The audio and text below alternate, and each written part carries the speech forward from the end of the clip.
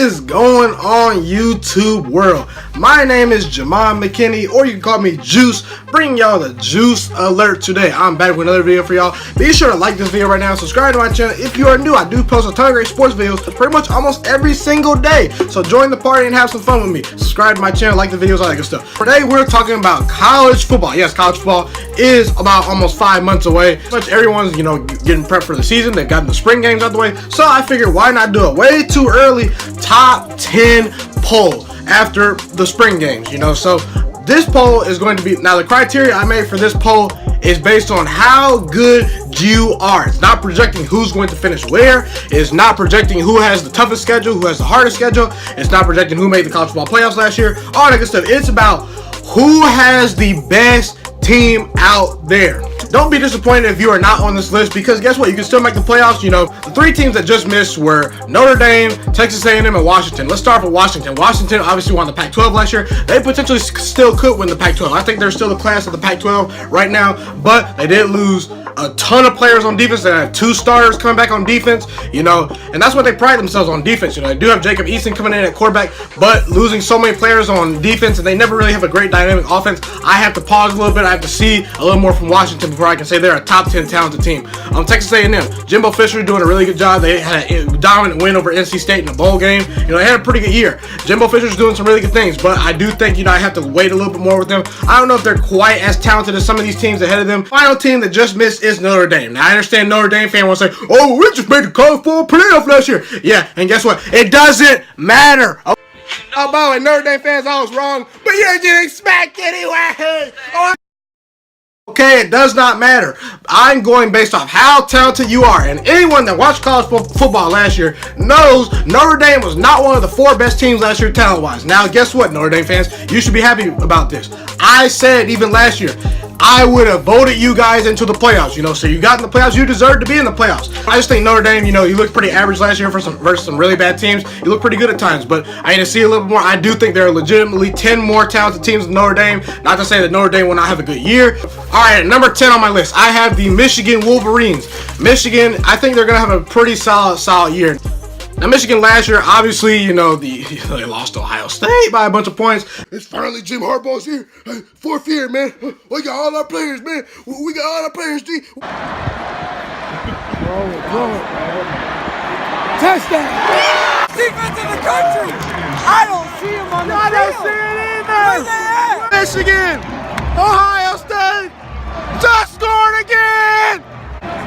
They lost to Florida in a bowl game. They got annihilated by Florida. And they lost to Notre Dame early in the regular season in the very first game. But they still won 10 games last year. I think they're going to be pretty good this year. Jim Harbaugh and that staff has made some coaching changes. Lost a couple of defensive coaches. They brought in a new offensive mind from Alabama. I think the co-offensive coordinator from there to run the offense. I think that will open up the offense a lot more. Michigan has some really, really good receivers in Tariq Black, Donovan Peoples-Jones, and Nico Collins, And they have Shea Patterson returning. I'm not saying Shea Patterson is an elite league quarterback, but I think he's going to have a very, very good year. I think Michigan is going to change some things schematically this year. As it didn't really work. A lot of things they do and run did not work versus Florida and Ohio State. I think they'll make some adjustments due to the new coaching staffs, and their receivers are pretty good. And Shea Patterson's coming back, so I think he'll have a good year. Like I said, they do lose some key players: Karan Higdon, Rashawn Gary, Devin Bush, David Long, a couple other players. But they've recruited at a decent level. 2 of the last 3 years they've had a top 10 recruiting class. But again, I do think there are 9 teams more talented than Michigan this year due to some of those lost players. It's going to be very interesting to see how their front 7 stacks up. They did lose Chase Winovich as well. So I'm going to pause with a little bit for Michigan, but they're at number 10 for me right now. The Florida Gators at number 9. Florida absolutely annihilated Michigan in that bowl game last year. Florida had the 9th best recruiting class in the 2019 class. I think they're clearly the 2nd best team in the SEC East behind Georgia. They do have to replace, however, 4 offensive linemen that started last year, including Juwan Taylor, who's going to be playing on Sundays. He's going to get drafted pretty high. And they also had to replace Ja'Kai Polite and Chauncey Gardner-Johnson, a very talented DB. But Florida's always going to have an NFL secondary. Dan Mullen, I like where he's heading with this team. Filippo Franks does return at quarterback for Florida. He's a decent quarterback, not an elite quarterback, but he can get the job done. Emory Jones also will challenge him. Maybe he'll play a little bit this year. I don't know. But Florida at quarterback, they have a decent quarterback. I think Florida is at number 9, but there are 8 teams that are right now a little bit better than Florida, in my opinion. And one of those teams is LSU. LSU is at number 8. A lot of people were down on LSU last year, including myself.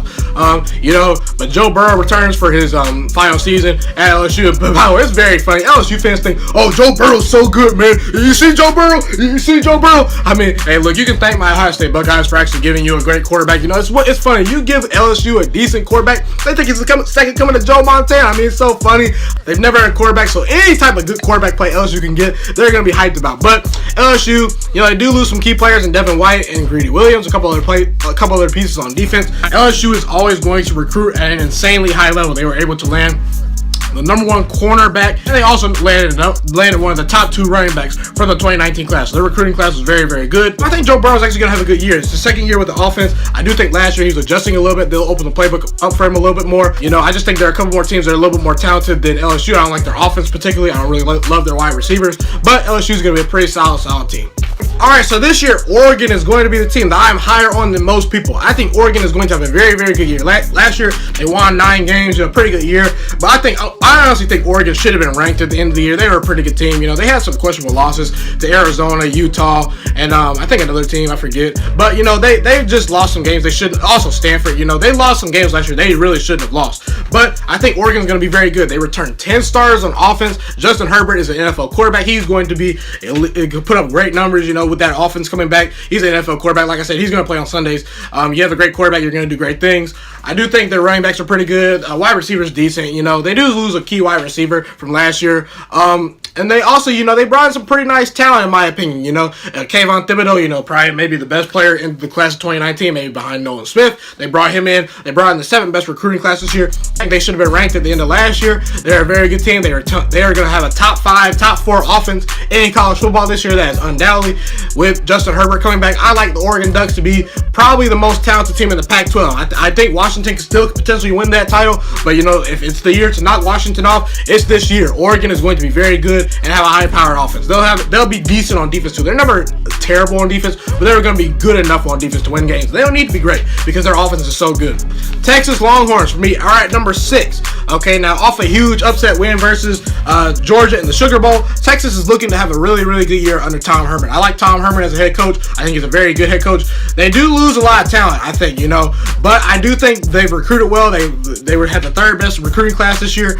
I do think Texas is going to reload and have a pretty good year. They lost some games they shouldn't have lost last year. They were better than their record indicated last year. I think they had like 3 or 4 losses last year. They're a better team than that. They will be tested early on versus LSU, but they do get their game at home this year. They do return Sam Ehlinger at quarterback. He's a very good quarterback. I'm not saying he's an elite quarterback, but he's a pretty good quarterback. Elite. He's a pretty good dual threat. Can throw, can run, can pass, make all the right reads, make all the right plays. I think Texas is by far the 2nd best team in the Big 12 and one of the most talented teams in the nation. They will make a push probably for a college football playoff. I'm not gonna say they're good. Not saying they're going to get in, but I think they're one of those 5, 6, 7 teams that will compete for a college football playoff spot this year. They're going to be very good. But the team in front of them in the Big 12, Oklahoma, is at number 5. Oklahoma is going to be very, very good, in my opinion, again this year. Coming off a college football playoff berth from last year, losing to Alabama. That's no shame in that. But they do lose Kyler Murray at quarterback. He's a dynamic player. But they do bring in Jalen Hurts. And if Jalen Hurts were to get hurt, they have the number 1 quarterback in the class of 2019, Spencer Rattler, who's an absolute dog. I've seen his highlight tape. He's really, really good. So they're gonna have a high-powered offense. Lincoln Riley is the best offensive mind in college football. They by far the best offense last year. They're gonna have the best offense probably again this year if I had to bet money. Pretty good running backs. They do lose Marquise Brown, Cody Ford, and Kyler Murray, like I said. But they're always gonna have an NFL offensive line. I do think Barber and CeeDee Lamb is one of the top 3 wide receivers in college football. Their offense will be fine. They won't miss a beat. That defense does worry me. That defense is absolutely terrible. But can it get a little bit better? Well, there's a little bit of optimism. You bring in some new coaching staffs, members, for the defense. You bring in a new defensive coordinator. Hopefully that fixes things. Oklahoma had probably, I think, like the 120th best defense last year. It was terrible. It can't get any worse. They do return all 10, pretty much almost all that defense, 10 starters back. Maybe experience will get them a little bit better. They can just be a little bit average on defense. Oklahoma can win a national title. Team at number 4, Ohio State. Yes, you heard it right here. Ohio State Buckeyes. They do lose Dwayne Haskins, Nick Bosa, Draymond Jones, a couple other pieces, but they do still have a very, very talented team this year. We're going to be very good, the Ohio State Buckeyes. Justin Fields, he looked very good in the spring game that I watched. Garrett Wilson coming in, he looked pretty good. I think he's going to contribute this year since we lost a couple wide receivers. We do lose Paris Campbell as well. But Ryan Day, I like him as a head coach. I think he runs a very, very good offense that will fit Justin Fields' skill set. He runs an NFL offense. Justin Fields, you know, people will say, oh, he's not experienced enough. Well, I don't agree with that. You know, listen, he's inexperienced, but you look at Kyler Murray, you look at Trevor Lawrence, you look at Deshaun Watson, you look at Jameis Winston. I can go on and on and on. There have been a ton of freshman quarterbacks over the last 5 years that have come right in if they're high recruits and dominated college football. Justin Fields is probably the best recruit out of all those players I mentioned, besides maybe Deshaun Watson and Trevor Lawrence. He's going to be an absolute stud this year. He's a dual-threat quarterback. He can throw the ball, too. He's a thrower that looks to run when he needs to. He's not a running quarterback. He's going to be very, very good. Not Dwayne Haskins good, but he's going to be pretty good. Our defense will be improved, I think. We return all our linebackers and all our cornerbacks except Kendall Sheffield, who's an absolute dummy for not coming back to school. He will not survive in the NFL. But, like I said, we do return all our DBs except Kendall Sheffield. And we return all our linebackers who struggled at times. But I think that new experience with the cornerbacks and the linebackers will make our defense a top 10 defense. We're always going to have an NFL pass rush. We have Chase Young coming back. You know, he's an absolute stud. Nick Bosa, we do lose him, but we won the Big Ten without Nick Bosa. We do lose Draymond Jones, like I said, too. But we have the number one D tackle from 2018, Tyrone Vincent, looking to take his spot, along with a number of very, very talented defensive tackles. Our defense is going to be very, very good and improved. We were one of the best teams by far in college football the last 3 or 4 games of the season. We will turn it on and probably possibly make the college football playoffs. We're the best team in the Big Ten right now. The University of Georgia is at number 3. There's not been a team, I think, that has recruited more 4- and 5-star players over the last 3 years than Georgia has. Maybe Alabama, but Georgia, over the last 3 years, they've accumulated 15 5-star players. That team is loaded with talent. That's one of the reasons why I think Ohio State is not ahead of Georgia right now, because Ohio State, if one of our cornerbacks or linebackers gets hurt, we don't necessarily have the depth, I would say, that Georgia does. Georgia has a ton of great players waiting to play. They are deep at wide receiver. They're deep at D-line. They're deep at linebacker, deep at cornerback. They've just recruited insanely well. And Jake Fromm returns. They're going to be very good. They're clearly the second best team in the SEC. Like I said, Jake Fromm does return. Kirby Smart, a pretty good coach. You know, they're looking for revenge. You know, Alabama, they've been right there. They're right there with Alabama every year. Can they pull through and beat Alabama this year? I don't know, but this might be the year. Georgia's very good. They're at number 3. At number 2, you obviously got Alabama. Alabama coming off a national title, lost to Clemson where they got absolutely annihilated and blown out.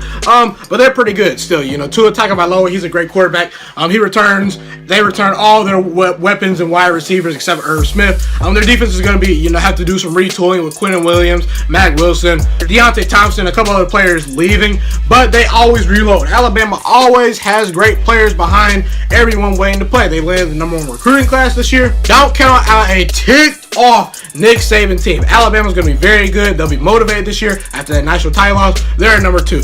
And number 1 obviously is Clemson. Now Clemson does lose a ton of talent on the defensive side of the ball, but they've recruited well. They have players waiting to play. Xavier Thomas and KJ Henry. I really look for them to blossom this year. As you know, they do lose Clelin Ferrell. You know, Austin Bryant on the edge. They do lose Dexter Lawrence and Christian Wilkins too, along with Trey Lamar, Trayvon Mullen. A ton of great players on defense. But like I said, they've recruited very well. They have a ton of talent and depth. Listen, Clemson's one of those teams, you know, that they lose players, they just reload and win games and compete for national titles. Trevor Lawrence right now is the best quarterback in college football, in my opinion. You know, Justin Ross, he's an absolute stud. T. Higgins, their wide receivers are nasty. I mean, they're gonna have one of the 2 or 3 best offenses next year. Clemson will, with all those wide receivers and weapons coming back for Trevor Lawrence. I think they're gonna open up the playbook for Trevor Lawrence this year. They're the defending national champs. I do expect them to be at number 1 until someone knocks them off. And that's pretty much a wrap for this list. Be sure to tell me where I'm right, tell me where I'm wrong, who I got too high, who I got too low, who's missing off this list. Be sure to tell me in the comment section. Like this video, subscribe to this channel if you are new. It has been your boy Ghiman Mckinney. I appreciate y'all for watching. It's my favorite thing in the world to do, make these videos for y'all. And I'm Ghost.